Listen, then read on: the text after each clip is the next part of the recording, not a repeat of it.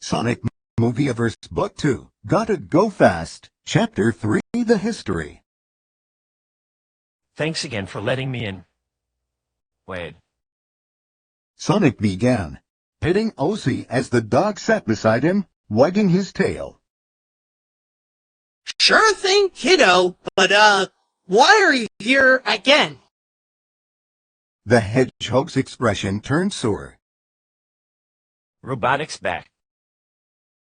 The man's eyes widened.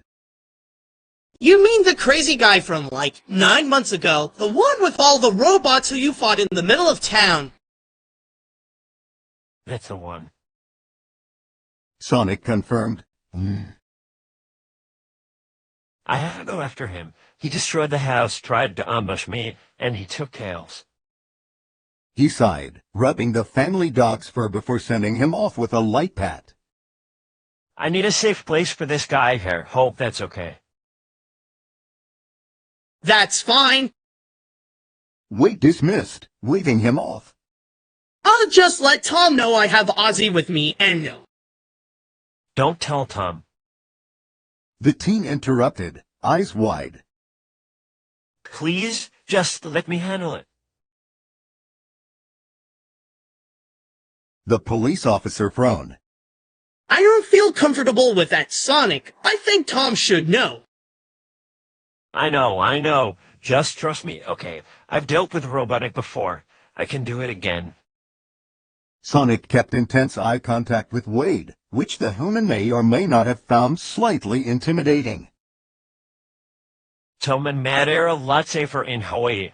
Once they're back, I'll explain everything. I promise. Wade sighed before conceding. Alright, fine. Whatever you do, be careful. If you're in trouble, you can call me, but I can't promise I won't tell Tom. Sonic nodded, somber. I understand. And for what it's worth, I'm sorry for getting you involved too. Before leaving out the door, he spared one last glance at the human. Thank you. He zoomed off before he could get a replay.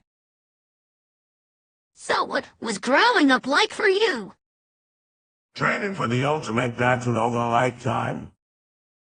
Ah, And you, Fox, I'm curious to know what your short life has been like.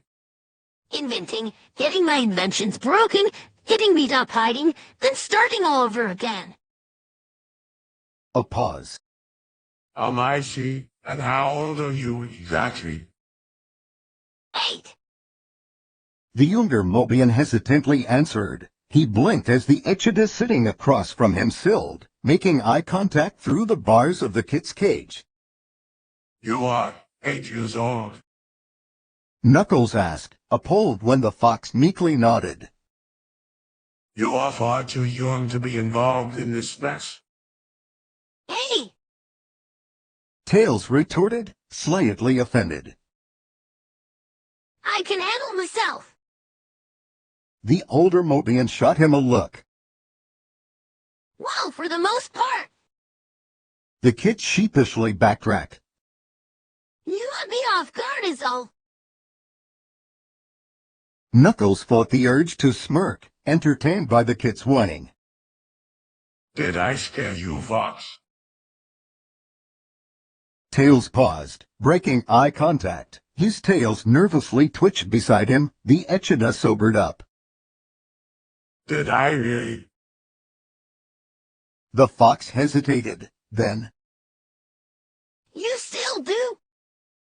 taken aback, the red creature shut his mouth, allowing dreadful silence to take over the room. He abruptly got up, startling the younger Mobian who froze, staring at the older with wide eyes. Knuckles cursed himself, knowing that his swift move likely didn't help, before leaving the fox alone, needing time to think. Darn it. The fox whispered, disappointed. His honesty may have cost him an Oleand, with an even bigger stretch, perhaps a new friend. He couldn't help it, he was scared. He was trapped alone in a madman's lair with no idea where he was, no tools, and no means to escape. Or was there? An idea sparked the kid's mind as he stared at the cage lock. I'd be able to get it if I can find something. Sure. He thought, a last resort option come.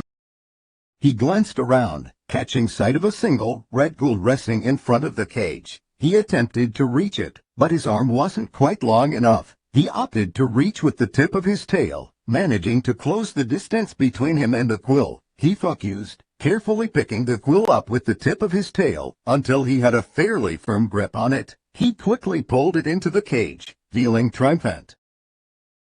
Now step 2. He mused, picking the lock with the quill. He smirked when the sound of a click reached his ears and the lock gave away, falling to the floor. He squeaked at the resounding clang of the lock hitting the floor, and he prayed that no one had heard. He waited, trying to calm his quickening breath as he listened out for footsteps. After a few seconds, when nothing was heard from the outside, he breathed out, carefully climbing out of his cage, giddy but focused. He slowly made his way out of the room, noting with glee that the echidna had latched the door.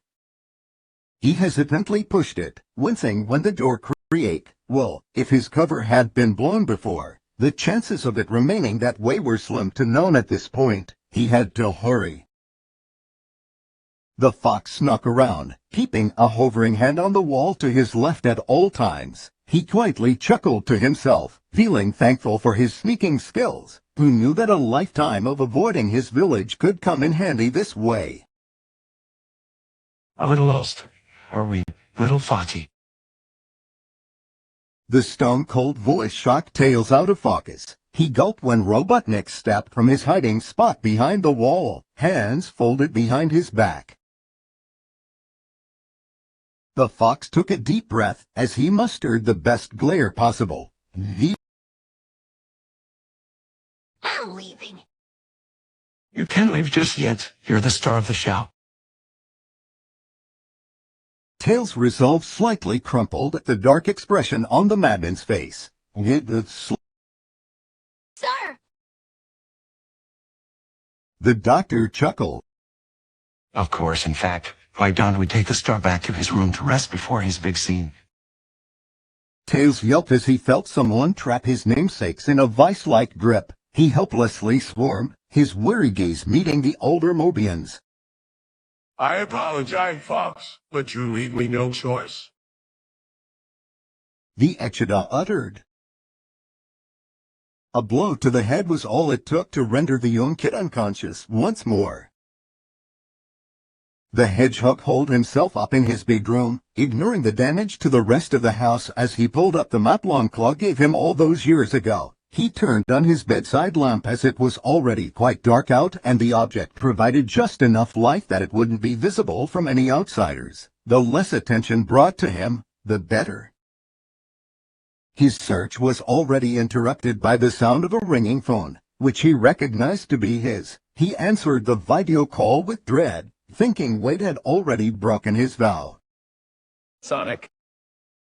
Tom asked through the screen with slight concern in his tone. What's up, buddy? You didn't call earlier. I was worried. Oh, sorry, Tom. Nils was nervous, so I stayed with him until he fell asleep. He hesitantly lied, lowering his voice to make his lie more believable. He felt guilty, especially knowing that Tom could help him, but the idea that he had to do it alone was deep-rooted in his mind from a decade of loneliness and survival.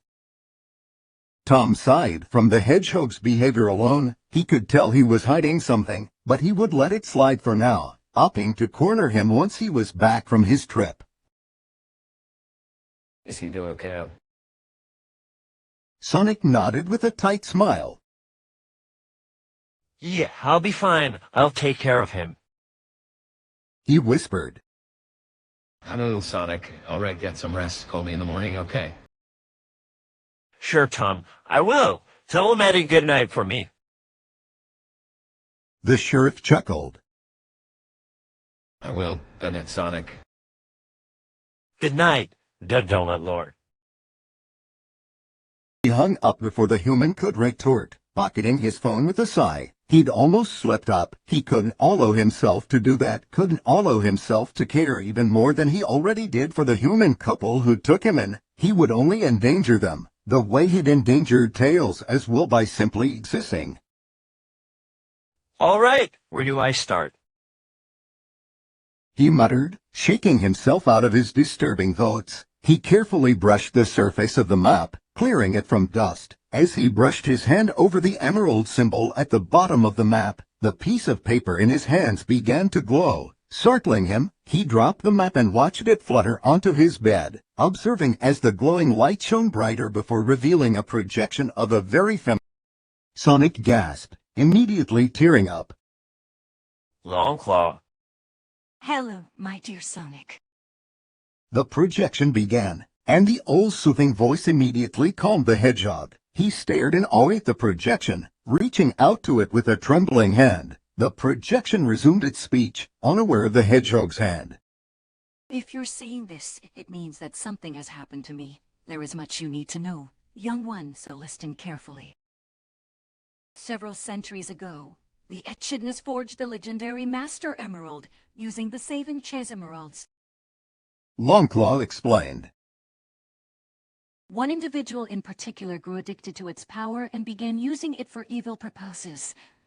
The Master Emerald is the single most powerful artifact in the universe. It has the ability to turn thoughts into reality. We knew we had to stop the Echidnas from taking over Mobius and potentially the universe. My tribe managed to separate the Emerald from the Echidnas, which caused a war for centuries to come. We swore to protect the Emerald and stop anyone who attempted to use its power with bad intentions. I was the last old chosen to protect the Emerald, and I sent it to another planet, or to be exact, sealed away for good. Only a special compass can find it. However, I could not have foreseen the disasters that would occur. The planet began to fall apart. Without the Emerald's presence, the stability of Mobius shattered. The Echidnas became desperate, claiming we had stolen it from them and hunting every one of us down. And then you were born. At this, Longclaw's projection smiled. I knew right away you were special. You proved me right early on why you were too young to talk, but certainly not too young to run. I devoted my life to protecting you and keeping you out of sight of the Echidnas. It became clear to me that they would eventually come after you. Your power grew much stronger, and it was only the beginning. I knew you would become the perfect protector for the Emerald. You have a heart of gold, Sonic. You alone now hold the location of the compass. I entrust you with this task of utmost importance. I apologize if that means I have had to leave you. I sincerely hope that wherever you are thriving. I have faith in you, young one, and I love you with all my heart. Farewell, my dear Sonic. The map glowed again, the projection slowly fading to dust before him. Wait, no. He exclaimed, reaching out again, finding nothing but fading particles. He ignored the lone tears streaming down his muzzle, staring at where Longclaw's projection had hovered. This doesn't make any sense. He murmured, shaken. Tails told me the Echidnas had the Emerald, that it was dying, and that they thought I could revive it. Did Tails lie to me? Or did Longclaw lie to him? He paused, paying attention as the map glowed again and layout changed, revealing a completely different map. It doesn't matter right now. He decided. I need to get that compass before Robotic does, and then I'll save Tails. With a nod, cementing his plan, Sonic took a closer look at his new map. He couldn't immediately make out the new directions, but he could conclude that this new map led to the compass. He wished that Tails were here to help him figure it out, seeing as he was struggling with the layout. Tails, that's it. He scrambled to reach Tails' bedside, finding his trusty handheld computer gizmo. While he couldn't understand or use it the way his little brother could, he had been taught the basics of the device in case the fox needed him to use it. A pang of sadness overcame him as he realized that Tails truly was alone out there without any tools to help himself. Shaking the somber thought away, he used it to scan the map, and with a ping, the device pinpointed specific coordinates: Siberia. He determinedly got up, bundling himself in a scarf and warmer gloves before throwing a ring in front of him, revealing the dreadful Siberian mountainside. I'm coming, little